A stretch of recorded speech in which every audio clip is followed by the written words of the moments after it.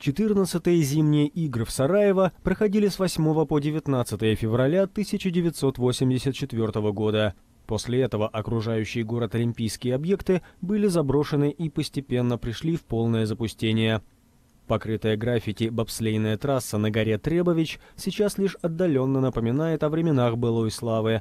Прохожие с трудом верят, что сюда когда-то приезжали звезды мирового спорта. Просто удивительно, что здесь произошло такое событие, которое люди обсуждают и по сей день. После Боснийской войны 1990-х годов олимпийские объекты, находившиеся под юрисдикцией базирующейся в Сараево организации, перешли под контроль различных муниципалитетов, которые сдавали их в субаренду. Часть спортивной инфраструктуры, например, Ледовый дворец Зетра и некоторые горнолыжные трассы, были реконструированы и модернизированы, но многие объекты так и остались заброшенными. Некоторые боснийские энтузиасты считают, что все это еще можно восстановить.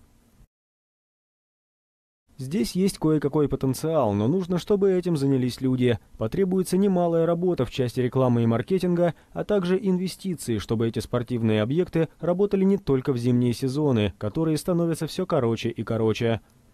Однако местная молодежь, в отличие от стариков, не верит, что эти трассы снова заработают. По их мнению, в Боснии есть вещи, требующие более срочного внимания и вложения денег.